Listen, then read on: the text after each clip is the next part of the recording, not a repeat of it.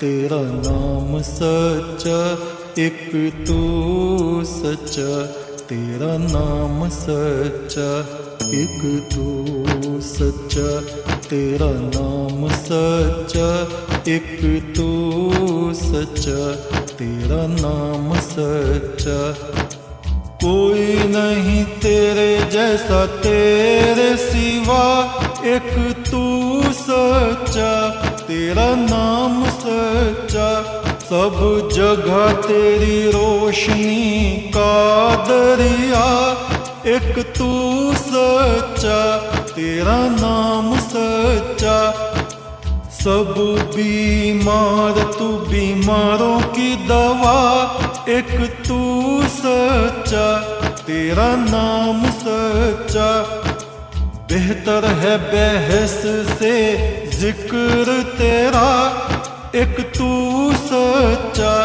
तेरा नाम सच्चा, ये मेरा जिस्म है महल तेरा, जहाँ रात दिन चमके नूर तेरा।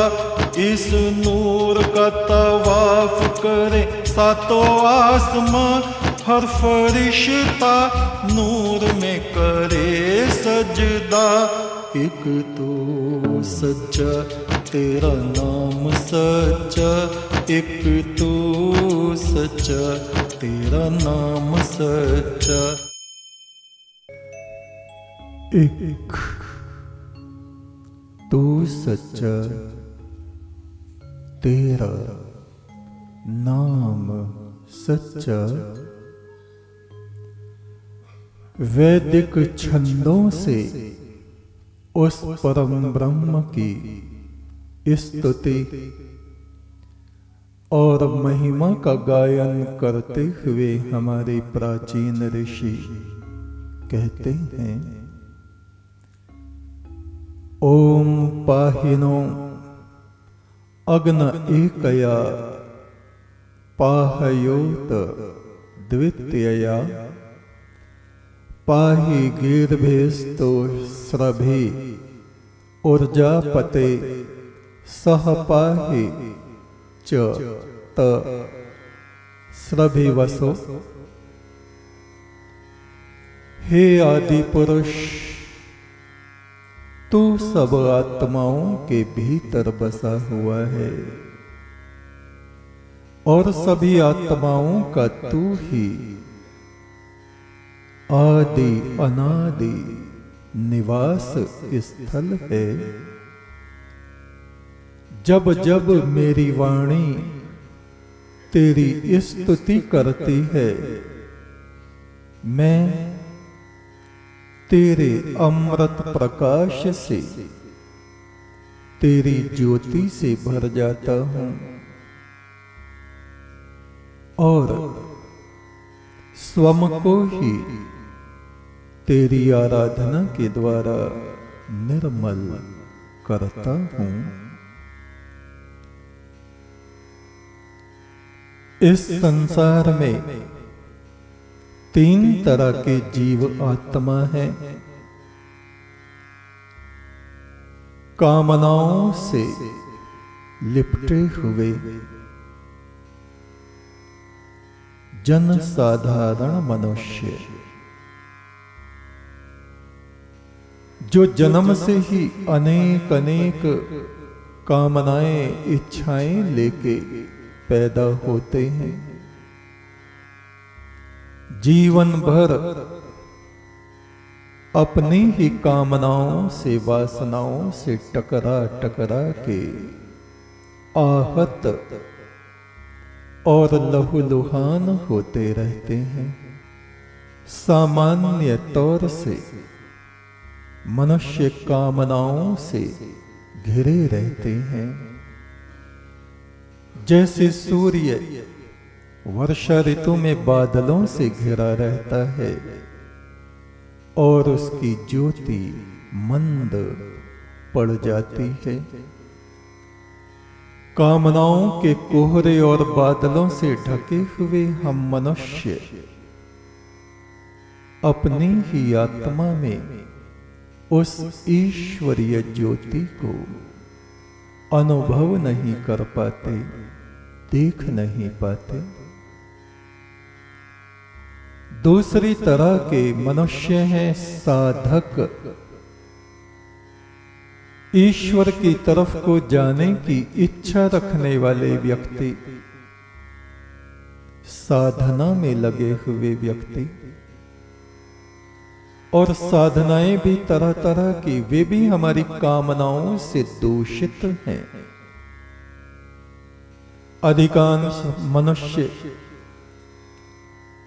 मंदिरों में जाते हैं और सोचते हैं वहां पर जो देवगणों की मूर्तियां हैं उनको प्रणाम कर लेना काफी है। इतने से ही वो अपने को धार्मिक समझने लगते हैं। जो लोग गुरुद्वारे जाते हैं, कुछ देर गुरुबाणी सुनते हैं, मन में शांति का अनुभव करते हैं और बाहर आके फिर वैसे के वैसे ही जैसे थे वैसे हो जाते हैं। कुछ लोग मस्जिदों में जाते हैं, नमाज पढ़ते हैं और सोचते हैं हमने अपने फर्ज पूरे कर लिए, परमात्मा को अपनी बात सुना दी। किंतु हमारा स्वभाव, हमारे विचार, हमारा रहन सहन, हमारे भीतर वो ही अग्नि जलती रहती है जैसे पत्थर के भीतर एक आग होती है। बाहर जलती हुई आग को उसके ऊपर पानी डाल के बुझाया जा सकता है, किंतु भीतर की अग्नि, तृष्णा की अग्नि, पत्थर के भीतर की आग 100 साल तक, 100 युगों तक भी उस पत्थर को आप समुद्र के बीच में डाल दो और जब उस पत्थर को निकालेंगे और जब उस पे चोट मारेंगे वो चिंगारी सामने आएगी। ये अग्नि शाश्वत है। ये अग्नि जब तक उस ब्रह्म अग्नि में, ब्रह्म ज्योति में जाके लीन नहीं होती, किसी तरह भी ये शांत नहीं हो पाते। साधना का मुख्य उद्देश्य होता है अपने भीतर की अग्नि को उस परम ब्रह्म की शीतल ज्योति से एकाकार कर देना। प्रथम प्रकार के मनुष्य होते हैं कामनाओं से घिरे हुए कामी। दूसरे होते हैं साधना की खोज करते हुए, ईश्वर की खोज करते हुए और किसी हद तक उस मार्ग में आगे तक जाने वाले लोग, ये कहलाते हैं साधक। तीसरे प्रकार के होते हैं सिद्ध पुरुष, जिनको परमात्मा अपने अनंत ज्योति से अलग करता है। वे उसी की गुणवत्ता को लिए हुए इस जगत में आते हैं। उन सिद्धों के लक्षण क्या हैं? फलिष्यति विश्वासः सिद्धेर प्रथम लक्षणम। विश्वास उनका प्रथम लक्षण है। परमात्मा में अटल विश्वास, निष्ठा। हम मनुष्यों का क्या है? प्रार्थना कर रहे हैं, पूरी हो गई तो बहुत खुश, और प्रार्थना पूरी ना हुई तो परेशान, उदास, निराश, हताश, और यहां तक कहने लगते हैं परमात्मा नाम की कोई चीज नहीं। हमारा विश्वास भी उस परमात्मा से उठ जाता है जरा सी बात के पीछे। सिद्ध पुरुष जो हैं वे अपनी अंतरात्मा में उस प्रभु की ज्योति को देखते रहते हैं। वे दृष्टा हैं। जगत को देखते हैं, इस जगत में भी उस परम ब्रह्म की आभा को ही वो देखते रहते हैं। विश्वास उनका अटल निश्चल विश्वास होता है उस परमात्मा में। परमात्मा के जिस मंत्र को वे जपते हैं, उस मंत्र में उनकी दृढ़ आस्था और विश्वास होता है। और हम लोग कैसे, तू क्या जप रहा है, तुम क्या जप रहे हो, जैनी क्या जप रहे हैं, बुद्धिस्ट क्या जप रहे हैं, मुस्लिम क्या जप रहे हैं, उस संप्रदाय वाले क्या जप रहे हैं, नाथ क्या जप रहे हैं, सिख क्या जप रहे हैं, इन बातों में उलझे रहते हैं और सोचते हैं हमारा मंत्र तो कुछ भी नहीं, हो सकता है दूसरों का हमसे अच्छा हो। अपने मंत्र से विश्वास हटा और साधना से मनुष्य नीचे गिरा। परम ब्रह्म परमात्मा में जिसका अटल विश्वास है, जिस मंत्र को जप रहे हैं, परमात्मा के मंत्र को, मंत्र भी बहुत तरह के होते हैं, सूर्य का मंत्र, चंद्रमा का मंत्र, सितारों के मंत्र, देवियों के मंत्र, देवताओं के मंत्र, भूत प्रेतों के मंत्र, पिशाचों के मंत्र, शमशान साधना करने वाले तरह तरह के कर्ण पिशाचनी मंत्र, तरह तरह के मंत्र लोग जपते हैं। सतोगुणी, रजोगुणी, तमोगुणी। तमोगुणी मंत्र वे हैं जो शमशान में जाके सिद्ध किए जाते हैं। रजोगुणी वे हैं जो देवताओं के मंत्र हैं, मंदिर आदि में बैठ के जपते हैं मूर्तियों के सामने। सतोगुणी मंत्र वो है परमात्मा का, जैसे वो सब जगह व्यापक है, फैला हुआ है, कण कण में उस परमात्मा की सत्ता है, उसका प्रकाश है, उसकी किरणें फैली हैं। कहीं भी जाके उस परमात्मा के मंत्र को जपो विश्वास के साथ, चाहे पहाड़ की चोटी पे, चाहे किसी नगर में, चाहे समुद्र तट पे, चाहे जंगलों में, चाहे अपने घर में, चाहे अपने ऑफिस में, सब जगह उसका प्रकाश, उसकी ऊर्जा एक जैसी है, बराबर है। ये हमारे मन में जब दृढ़ता आ जाती है, मंत्र के प्रति पूर्ण विश्वास हमारे भीतर पैदा हो जाता है, तब हमारी आत्मा प्रकाशित होने लगती है।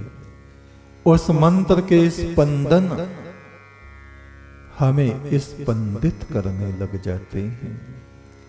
केवल हमारे शरीर को ही नहीं, हमारे आसपास के वायुमंडल को, आसपास के ही वायुमंडल को नहीं, पृथ्वी से आकाश तक संपूर्ण ब्रह्मांड को वे तरंगे आंदोलित करते हैं। परमात्मा में दृढ़ विश्वास, मंत्र में दृढ़ विश्वास,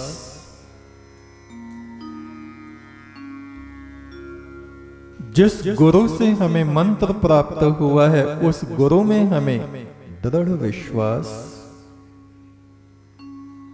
जो हमारी गुरु परंपरा है, हमारे गुरु के गुरु, उनके गुरु, उनके गुरु, उनके गुरु, हमारा मस्तक हमारे गुरु के चरणों में, हमारे गुरु का मस्तक उनके गुरु के चरणों में, उनका उनके गुरु के चरणों में, ये श्रृंखला चलती चलती चलती ऋषि मुनियों से, देवताओं से होती हुई कहां पहुंचती है? उस परम ब्रह्म परमात्मा तक। और उस परमेश्वर का प्रकाश उन दिव्य आत्माओं से होता होता होता चलता चलता चलता हमारी आत्मा तक पहुंच जाता है। गुरु में जिसका दृढ़ विश्वास है, अपनी गुरु परंपरा में जिसका दृढ़ विश्वास है, वो मनुष्य परमेश्वर के मार्ग में सफलता को प्राप्त करता है। फलिष्यतीति विश्वासः सिद्धेर प्रथम लक्षणम। सिद्धों के जो लक्षण हैं उनमें सबसे प्रथम लक्षण है अटल विश्वास। ईश्वर में, मंत्र में, गुरु में, गुरु परंपरा में, अपनी साधना में। और ये विश्वास कि जब हम इस देव मार्ग में, देवयान में लगे हैं तो हमें सफलता अवश्य निश्चित रूप से प्राप्त होगी। ऐसा दृढ़ विश्वास जिसका होता है वे अवश्य सफल होते हैं। द्वितीयम श्रद्धयाम युक्तः। श्रद्धा से जो युक्त होता है, श्रद्धा का अर्थ है अपना सर्वस्व, सब कुछ अपने आराध्य देव को जिसने अर्पित कर दिया है, अपने लिए जो एक तिनका भी बचा के नहीं रखता, इसको कहते हैं श्रद्धा। हमारे पास हमारा कुछ है ही नहीं। अपनी कम बुद्धि से हम सोचते हैं ये मेरा वस्त्र है, ये मेरा शरीर है, ये मेरा धन है, ये मेरी संपदा है। इसमें से एक भी वस्तु को हमने पैदा नहीं किया, न हमने कपड़े को बुना है। खेत में कपास हमने बो दी होगी, लेकिन उसको उगाना किसका काम है? किसान ने बीज तो डाल दिया, उसको उगाता कौन है? पौधे उग भी गए हैं तो उन पे कपास लाता कौन है? ये कार्य मनुष्य नहीं कर सकते। इस कार्य को प्रकृति करती, और प्रकृति उस परम पुरुष परमात्मा की आज्ञा में चलती है। जो कुछ भी हमारे पास है, जो कुछ भी हमको मिला है, अन्न, धन, वस्त्र, वस्तुएं, वो सब परमात्मा का है। तेरा तुझको अर्पण, उसमें हमारी लोभ वृत्ति ना हो, लिप्सा ना हो। हम सहज भाव से उन सब को परमात्मा का समझ के उस परमात्मा को ही समर्पित कर दें।